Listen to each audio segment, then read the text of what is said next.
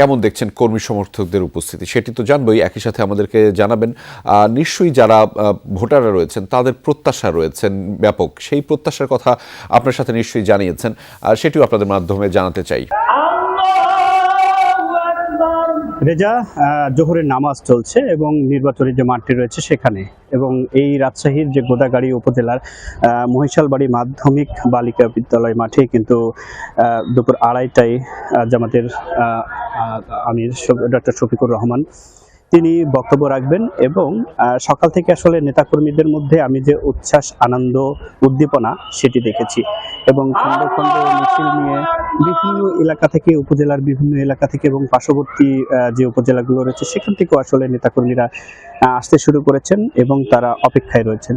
তাদের আশা প্রত্যাশা অনেকটা বেশি। তারা যেমনটি বলছেন যে অতীতে যেমন এই আসনটিতে জামাতের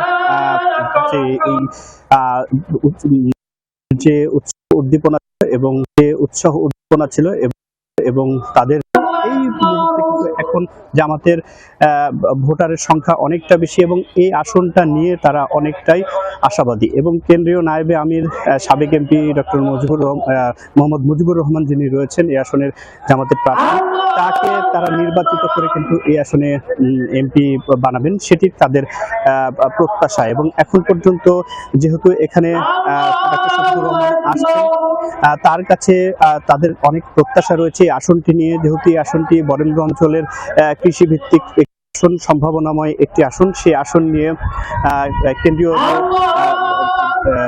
বাংলাদেশ জামাতের আমির ডক্টর শফিকুর রহমান দিক নির্দেশনামূলক বক্তব্য রাখবেন তাদের কাছে। তাদের সেই বিষয়টি সেই তাদের বক্তব্য শোনার জন্য তারা অধীর আগ্রহ করছেন। এবং এখন এই নামাজ চলাকালীন সময় একটু আগে আমি যতটুকু দেখেছি যে তারা বক্তব্য রাখছিলেন এবং তারা এলাকার উন্নয়ন নিয়ে, যারা তরুণ প্রজন্ম রয়েছে তাদেরকে এই এলাকার উন্নয়নে কিভাবে কাজে লাগাবেন সেই বিষয়গুলো নিয়ে, আসলে সকল বিষয় নিয়েই ডক্টর শফিকুর রহমান তিনি বক্তব্য দিবেন সকলের উদ্দেশ্যে, সেটি কিন্তু সকলের প্রত্যাশা।